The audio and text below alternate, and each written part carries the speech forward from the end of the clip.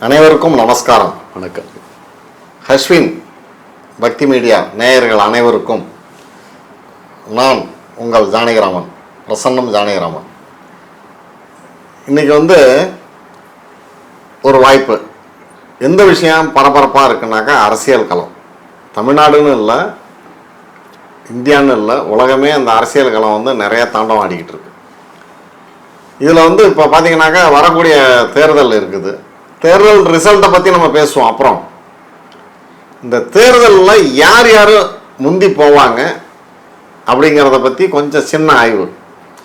மதுரையிலிருந்து பெயரியல் பேராசான் முனைவர் என்ஜி குமரன் ஐயா அவர்கள் சின்ன ஒரு சிறிய ஏன்னாக்கா அவர் தான் நிறைய இடத்துல ஒவ்வொரு அரசியல் மிகப்பெரிய தலைவர்களை பற்றி நிறைய இடத்துல துல்லியமாக அவங்களுடைய பிறந்த தேதி, பதவியேற்ற தேதியிலேருந்து எல்லாத்தையும் அடித்து நவுத்துவார். அந்த அளவுக்குலாம் மெமரி நமக்கு வருமா அப்படிங்கிறது ஒரு கஷ்டம். இப்போ பார்த்தீங்கன்னாக்கா இப்போ ரொம்ப பேர் என்ன பண்ணுறாங்கனாக்கா, ஐயா எனக்கு எம்எல்ஏ சீட்டு கிடைக்குமா, நான் அந்த பதவிக்கு வரலாமா, அரசியலில் நிற்கலாமா, ஏன்னா அந்த அரசியலில் கொண்டு பணம் பண்ண முடியுமா அப்படிங்கிற எண்ணங்கள் தான் அதிகமாக போயிட்டுருக்கு. அப்போ அந்த யார் யாருக்கு அந்த வாய்ப்புன்னு கிடைக்கும், கொஞ்சம் விளக்கங்கண்ணா. கேட்டு அரசியல் அப்படின்னாலே ராஜ கிரகங்கள்னாக்கா சூரியன் சந்திரன். மூல நூல்களை சொன்னது பற்றி பார்த்தீங்கன்னா சாராவளியில் பழைய நூல்கள்லாம் சொல்லப்பட்டது சூரியன் சந்திரன் சனி குருக சொல்லியிருக்காங்க. இதில் இப்போ நான் மாற்றலை, பொதுவான் என்னோட அனுபவத்தில் சூரியன் சந்திரன் செவ்வாய் இந்த மூன்று கிரகங்கள் சிறப்பாக இருக்கணும், வலுவாக இருக்குன்றது மட்டும் இல்லை, ராகுகேது தொடர்பு இருக்கணும். இந்த மாதிரி அமைப்பு சூரியன் சந்திரன் செவ்வாய் ராகுகேது இணைவு இருக்கிறவங்க பூரா அரசியல் இருக்கிறாங்க. அவங்கவுங்க ஜாதகத்தில் இருக்கக்கூடிய சக்திக்கு ஏற்பட்ட மாதிரி ஊரளவு, கிராமத்தளவுல, ஊரளவுல, நகரத்தளவுல, மாநில அளவுல பிரபலம் இருக்காங்க. ஆனால் எந்த மாதிரி அரசியலுக்குள்ள வந்துட்டாலே சூரியன் சந்திரன் செவ்வாய் ராகு இந்த இணைவு இருக்கிறவங்க பூரா அரசியல் இருக்கிறாங்க. நீங்க உடனே கேட்கலாம், இப்ப எனக்கு அது மாதிரி இருக்குன்ட்டு. நிச்சயமா அப்படி அது மட்டும் இல்ல, அப்படி இருந்து அந்த கிரகங்கள் அந்த ஸ்தானாதிபதிகள் வலுவா இருக்கணும். அப்ப சூரியன் சந்திரனுக்குரிய கடகம் சிம்மம், செவ்வாய்க்குரிய மேசம் விருச்சிகம், இந்த அமைப்பு அந்த ஸ்தானங்களும் நல்லா இருக்கணும். நிச்சயம் இருக்குன்னா அவங்க அரசியலுக்கு வந்தே தீர்வாங்க, அரசியலில் லாபம் பெறுவார்கள், மாற்றுக்கருத்தே இல்லை. அதே போலன்னா இப்போ இந்த அரசியலில் மிகப்பெரிய தலைவராக இருக்கக்கூடியவங்க, ரொம்ப பேரும் புகழோட அசைக்க முடியாத இடத்துல இருக்கக்கூடியவங்க, சன்னியாசிகள், குடும்ப வாழ்க்கை இல்லாதவர்கள் அதிகம். இப்போ அவங்களுக்கு அதிகாரம் நிறையா இருக்குது. அது எப்படின்னா அது இல்லை, அரசியலும் இருக்கிறாங்க, சன்னியாசியும் இருக்கிறாங்களா? எப்படின்னா திருமண வாழ்க்கை இருக்காது, தனிநபராகவே இருக்காங்க. இப்போ உதாரணத்துக்கு மேற்கு வங்க முதல்வர் மம்தா பானர்ஜி, உத்தரப்பிரதேச முதல்வர் யோகி ஆதித்யா, இப்போ இவங்கெல்லாம் சன்னியாச வாழ்க்கை தான், குடும்ப வாழ்க்கை கிடையாது. அது எதனால் அந்த யோகம்? சன்னியாசி அவங்களுக்கு ஏன் அரசியலுக்கு வரணும்? நீங்கள் கேட்ட கேள்வியோட விஷயம் என்னன்னாக்கா, தனிப்பட்ட ஒரு நபர்களை பற்றி இங்கே பேச வேண்டாம் அப்படின்னு நான் விரும்புகிறேன். ஏன்னா இது நம்ம அரசியல் போகும்போது பொதுவாக சொல்லிட்டு இருக்கோம். தனிப்பட்ட ஒரு நபரை குறித்து பேசி அதை நம்ம இந்த தளம் அதுக்கு வேண்டாம் அப்படின்னு நான் விரும்புகிறேன். அது இன்னொரு வழித்தளத்தில் நம்ம அதை பேசுவோம்னு நான் நினைக்கிறேன். இப்போ அடுத்தது நம்ம தமிழ்நாட்டுக்குள்ளாரையே வந்துடுவோம். இப்போ போகிற இதில் பார்த்தீங்கன்னாக்கா ஆளும் தரப்பில் ஒரு கட்சி இருக்குது, எதிர் தரப்பில் ஒரு கட்சி இருக்குது. இதில் புதுசாக ஒரு கலைத்துறையிலேருந்து ஒருத்தர் அவரும் தன்னுடைய ஆட்சியை இது பண்ணுவேன் அப்படின்னு சொல்லி வந்துக்கிட்டு இருக்காரு. அடுத்து ஆட்சி அமைக்க போகக்கூடிய பாக்கியம் இப்போ நான் ஒரு வகையில் கணிச்சு வச்சுருக்கேன்.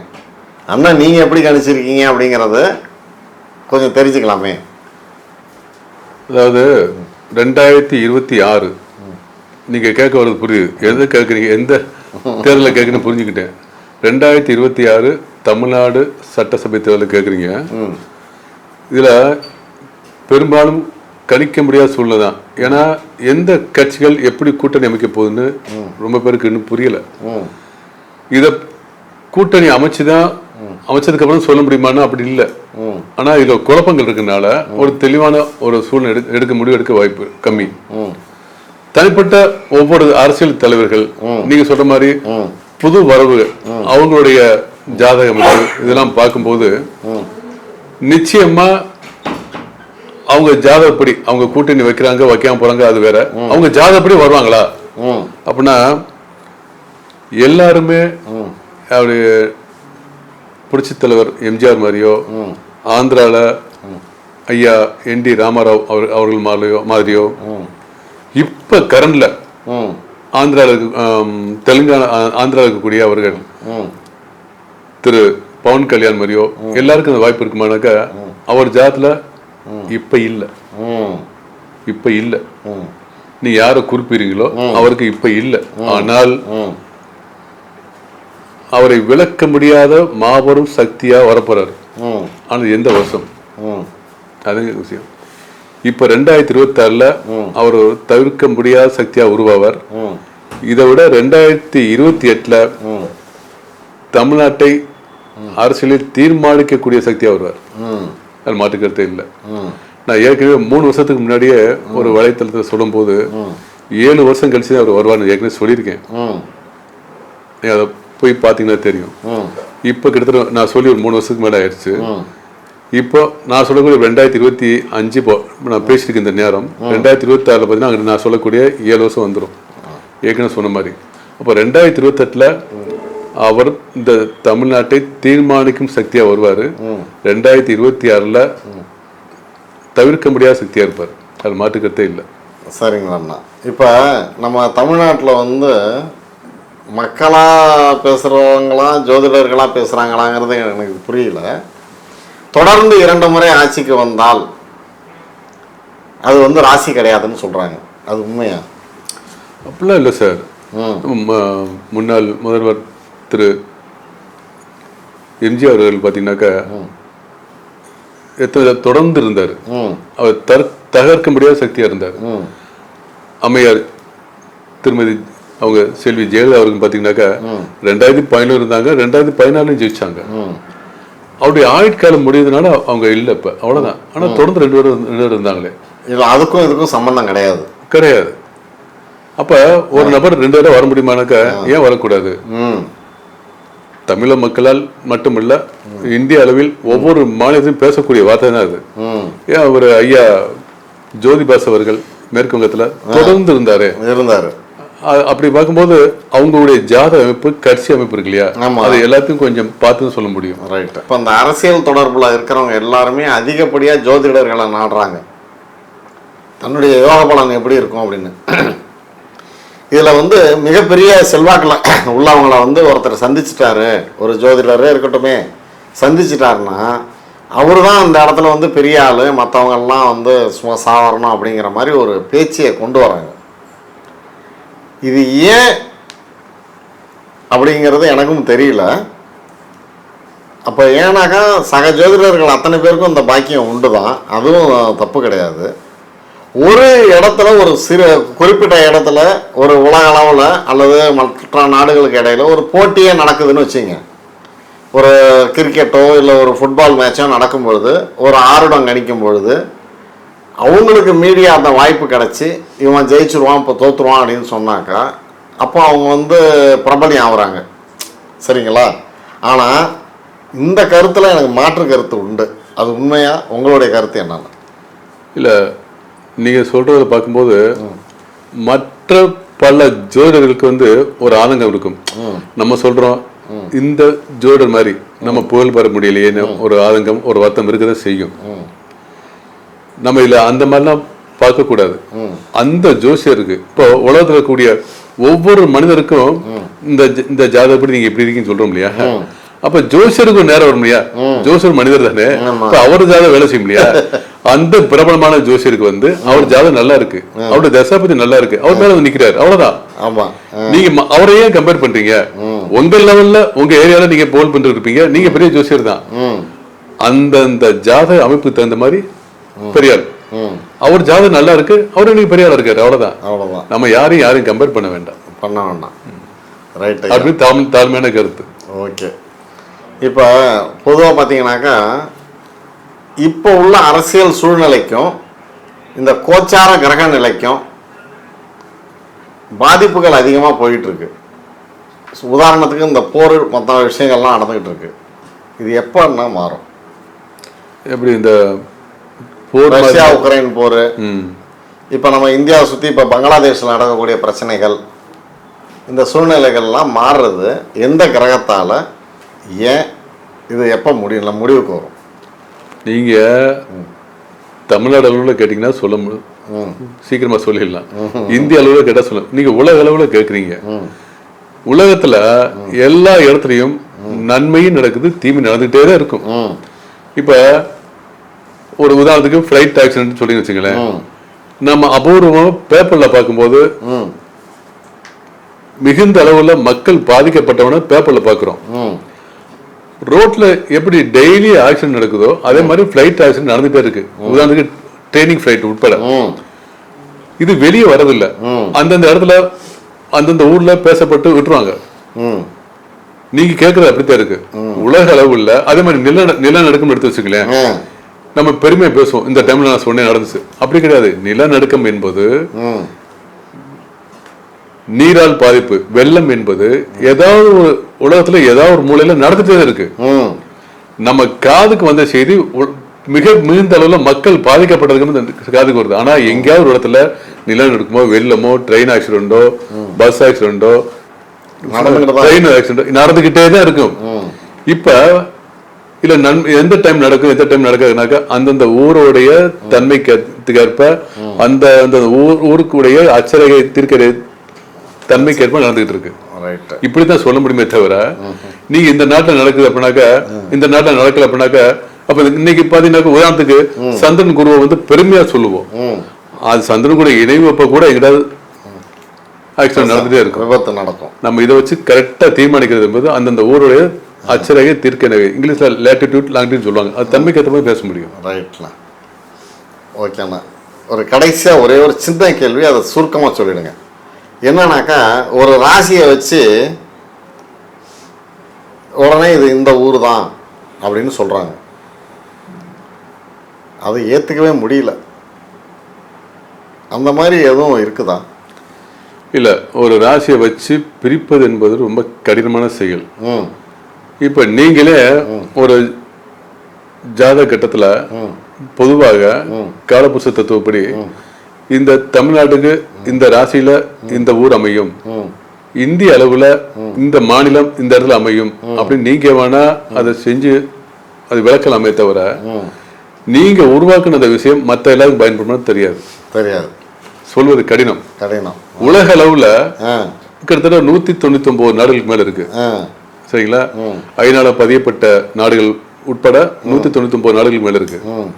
அத்தனை நாடுகளையும் நீங்க 12 ராசியில பிரிச்சீங்கன்னா இதை உருவாக்கிய உங்களுக்கு வேணா அது மிக சரியா வரலாம், ஆனால் மற்றவர்களுக்கு சரியா வருமா வராது. நீங்க சொல்லலாம், என்ன சார் ஒரு கான்ஸ்டன்டா ஒரு விஷயம் சொல்றேன், எனக்கு மட்டும் சரியா வரும் மற்றவங்க சரியா வருதுனாக்க இது என்னோட அனுபவபூர்வமான உண்மை. விளக்கம் சொல்ல முடியாது, ஆனா விளக்கம் சொல்லக்கூடிய கட்டாயத்தில் இருக்கிறேன். அப்ப உங்களுக்கு சரி, உங்களுக்கு சொல்ற நீங்க சொன்ன விதத்துல ஒரு 50% 60% வேணா அது மற்றவங்களுக்கு உதவியா இருக்குமே தவிர 100க்கு 100% அதை கரெக்டா வருமானு சொல்ல முடியாது. அப்ப இது எப்படி சொல்றதுன்னு பாத்தீங்கன்னா, அன்னைக்கு நீங்க கேள்வி கேட்கக்கூடிய நேரத்துல கோச்சார கிரகம் இருக்கு பாத்தீங்களா, அதையும் மனதில் கொண்டு பார்த்தா தான் மிக சரியா வரும் என்பது என்னுடைய கருத்து. இது எதுக்காகனாக்கா, இப்போ உதாரணமாக என் இதேன்னு வச்சுங்களேன், என் ஜாதகமே வச்சுங்க. நான் பிறந்தது ஒரு ஊர், வளர்ந்தது ஒரு ஊர், தொழில் பண்ணுறது ஒரு ஊர். அப்போ எனக்கே ஒரு நிரந்தரம் இல்லாமல் இருக்கும் பொழுது ஒருத்தர் சொல்கிறாரு, இல்லை நீங்கள் இந்த ஊர் தான் உங்களுக்கு அப்படின்னாக்கா அந்த ஊர் சம்மந்தமே இல்லாதது. அதனால தான் அந்த கேள்வியை கேட்டேன். நீங்கள் கேட்டது கரெக்டு. நீங்கள் சொல்கிறது இவ்வளோ நேரம் பேசுறது பொதுவான பலன்கள். இப்போ நீங்கள் பேசுறது தனிப்பட்ட ஒரு நபருடைய ஊரை பற்றி கேட்குறீங்க. தனிப்பட்ட நபர்கள் ஊருக்கும் பொதுவாக பேசக்கூடிய ஒரு தொடர்பு இருக்கு, இல்லைன்னு சொல்லவில்லை. அதை விளக்கம் சொல்வதற்கு இந்த தளம் பத்தாது, நேரம் அதிகமாக இருக்கும். ஏன்னா தப்பாக நினைக்க வேண்டாம். ஏன்னா பெயரியல் துறையில் தமிழ்நாடு லெவலில் அதிகமான சேனலில் நீங்கள் வரலனாலும், அதில் பிரபல்யமாக பேசலைனாலும் ஜோதிடர்கள் அத்துணை பேருக்கும் தெரியும். இந்த பேரியல் நெல்லை வசந்தனுக்கு அடுத்த இடத்துல இருக்கக்கூடிய ஒரு நபர் யார் அப்படின்னாக்கா மதுரை என்ஜி குமரன் ஐயா மட்டுமே தான். அதுக்கப்புறம் தான் மற்ற பேர்லாம் பேரியல் ஆசான் மற்றவங்கெல்லாம் அதை வந்து யாராலையும் மறைக்க முடியாது. அதனால தான் அந்த ஊர் பேரை வந்து உங்கள்கிட்ட கேட்டேனே தவிர மற்றபடி ஒன்றும் இல்லை. இந்த கலந்துரையாடல் மிக சிறப்பாக அமைந்தது. நேயர்கள் அனைவருக்கும் என்னுடைய மனமார்ந்த நன்றி. இப்போ நான் இது என்னுடைய தனிப்பட்ட வகையில் உள்ள ஒரு கேள்வி என்னன்னு கேட்டிங்கனாக்கா, ஒரு ராசிக்கும் ஒரு ஊருன்னு சொல்லி ஃபிக்ஸ் பண்ணுறாங்க அவங்க கண்டுபிடிச்சது மாதிரி. ரெண்டாவது பார்த்தீங்கன்னாக்கா அந்த ஜாதகங்கள் இது எல்லாருக்கும் பொருந்துமா அப்படிங்கிறது தான். அந்த ராசி பலன் மாதிரியே தான் அது வந்து நீங்கள் பெயரில் வந்து நெல்லை வசந்தன் ஐயாவுக்கு அடுத்தது தமிழ்நாடு லெவலில் மிகப்பெரிய ஆளுமையில் இருக்கக்கூடியவர். உங்களுக்கு அப்புறம் தான் பாக்கி எல்லாருமே அப்படிங்கிறதுல என்னுடைய தனிப்பட்ட கருத்தில் மாற்று கருத்து கிடையாது. அதனால் அந்த ஒரு சின்ன வழக்கத்தை மட்டும் எனக்கு கொடுக்கணும்னு தயவு கூர்ந்து கேட்டு. நிச்சயமா ஒவ்வொரு ராசிக்கும் சில பேர்களில் குறிக்கப்பட்டிருக்கு ஊர்களின் பெயர்கள். இந்தந்த ஊர்களுக்கு வந்து இந்த ராசி தான் அப்படின்னு எழுதி வச்சுட்டாங்க. சில கிரகங்களுக்கு இந்தந்த ஊர் தான் குறிக்கப்பட்டிருக்கு. அப்போ அந்த ராசிகளுக்கு சொல்லப்பட்ட ஊரும் கிரகங்களுக்கு சொல்லப்பட்ட ஊரும் ஒன்னா கூடும் போது நிச்சயமா அந்த ஊர்ல நன்மையும் தீமையும் கலந்த விஷயங்கள் நடக்கும். உண்மைதான், நீங்க கேட்கிற கேள்வி உண்மைதான். ஆனா உண்டு. ஆனால் எல்லா சமயத்திலும் சொல்ல முடியுமானா முடியாது. நீ ரொம்ப கூர்ந்து கவனிச்சு அந்த ஸ்தானத்துல இருக்கக்கூடிய உதாரணத்துக்கு மேச ராசியில என்னென்ன ஊர்கள் குறிப்பிட்டிருக்கோ அதையும் எடுத்துக்கணும். செவ்வாய்க்குரிய ஊர்களும் எடுத்துக்கிட்டு அந்த செவ்வாய் மேசத்துக்கும் வீச்சுக்கும் தொடர்பு இருக்கான்னு பார்த்துட்டு மிக தெளிவாக சொல்லணும். இதெல்லாம் ரொம்ப ஊர்கள் எத்தனையோ ஊர்கள் இருக்கு, தமிழ்நாட்டு மட்டும் இல்ல உலக அளவுல எத்தனையோ அத்தனை ஊரை குறிப்பிட்டு சொல்லணும்னா சாதாரண விஷயம் இல்லை. இது எதுக்காக சொல்றேன்னா, இப்ப என்ன எடுத்தாலே என்னுடைய பிறப்பு ஒரு ஊரு, வளர்ந்தது ஒரு ஊரு, தொழில் பண்ணக்கூடிய இடம் ஒரு ஊரா இருக்கு. அப்படிங்கிறப்ப எந்த வகையிலையுமே நமக்கு வந்து பொருந்தலை. அதனால தான் அந்த கேள்வியை கேட்டேன். அருமையான கலந்துரையாடல், மிக அருமையான ஒரு நேர்காணல், எனக்கு மிகப்பெரிய பாக்கியம். ஏன்னா வாழும் சித்தர், பேரியல் பேராசான், இது எனக்கு மட்டும் ஒரு பாக்கியம் கிடையாது, அஸ்வின் பக்தி மீடியா நேயர்கள் அனைவருக்கும் ஒரு அருமையான வாய்ப்பு. ஏன்னா இந்த மீடியா வந்து இன்னைக்கு வந்து நாங்கள் நேர்காணல் காணக்கூடிய நேரத்தில் 1,00,000 பேர் உறுப்பினர்களாக இருக்காங்க. அதனால் இந்த சேனலுக்கும் ஒரு வாழ்த்தை சொல்லிட்டு, இனிய புத்தாண்டு 2026 அத்துணை நேயர்களுக்கும் மிகச் சிறப்பான வாழ்க்கையை, சிறப்பான வளத்தை கொடுக்க வேண்டும் என்று இறைவனிடம் வேண்டிக் கொண்டு புத்தாண்டு பொங்கல் நல்வாழ்த்துக்களை தெரிவித்துக் கொள்கிறேன். நான் உங்கள் பிரசன்னம் ஜானகிராமன். நன்றி, நமஸ்காரம், வணக்கம். 2026 இந்த வருஷம் உலகத்தில் உள்ள அனைத்து உயிர்களுக்கும், அனைத்து ஜீவன்களுக்கும், எல்லோருக்கும் ஆண்டவன் படியளக்க வேண்டும் என்று வேண்டி விரும்பி கேட்டுக்கொண்டு பிரார்த்தனை செய்து கொள்கிறேன். இந்த அஸ்வின் பக்தி மீடியா அவர்கள் 1,00,000 சப்ஸ்கிரைபர் தொட்டுட்டாரு. மீண்டும் பல மில்லியன் அளவிற்கு அவர் வளர வேண்டும் என்று இறைவனை பிரார்த்திக் கொள்கிறேன். வாழ்க வளத்துடன். நன்றி.